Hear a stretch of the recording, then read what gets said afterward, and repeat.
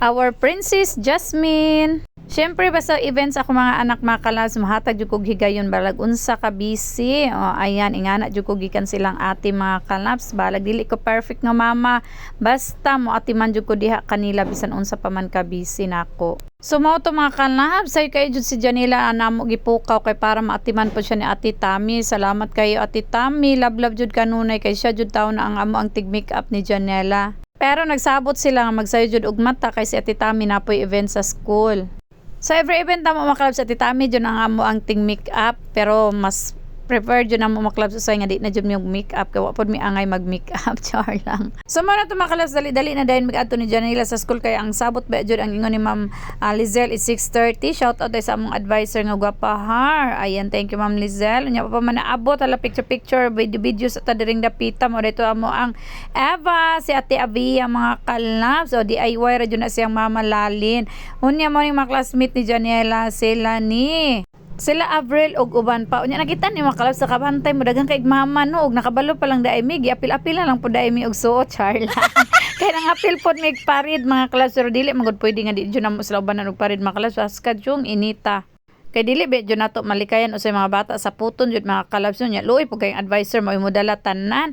O di ba? So ato na lang jud silang kanang uban-ubanan. So nagsugod na jud ang parid mga kalabs, sinabot na jud ang police patrol kay sila ra jud ang among gihulat nya wala na jud ni siyay mga ganing majority mga kalabs kay nangapil pod ang mga bata sa book character. So nindot jud ay katan-awon mga kalabs no kanang ingani ang ilang suoton dili ito mga hadlok-hadlok uban nga mga karakter. So ayan, kay daghang kay ko nadunggan ginaniingon jud sila labi ng mga teacher na nindot jud kay tan-awon di ba?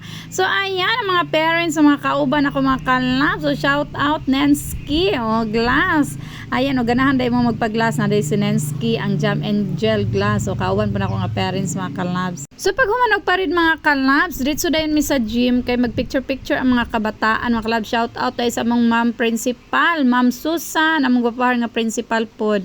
So yan, nakita ninyo sa mga kabataan, mga kalabs, diba? Nindot yung kay tanawon ang ilang mga costume, ano ang mga ginikanan jud ba? Nindot yung kay mo cooperate mga kalabs. No, kay once in a lifetime, rapod ba ning mangagi sila kinder, grade 1, so dapat papilapilon jud nato sila basta makaya rapod nato. Pero huwag din makaya naman pwede DIY mga kalabs. So mao ta pagkahuman ang ato sila sa room kay magbasa pa sila mga kalabs. So pa minanguli kay magbasa pa ang mga estudyante kauban ang ilang gwapahar kay nga maestra Ma'am Lizelle Villanueva. Shout out. So ayan, karong panahon na kinahanglan jud nga kabalo atong kabataan sa pagbasa mo nang importante jud nga makabalo jud sila mga kalabs. So thank you for all the teachers. Unya sa pagpanguli na mo mga kalabs, nasugatan na mo ang mga Princess Aladdin pod nga mga ate sa nagpag-picture me. Ayan, makagwapa kaayo no. So that's it for today's video mga kalabs. Love.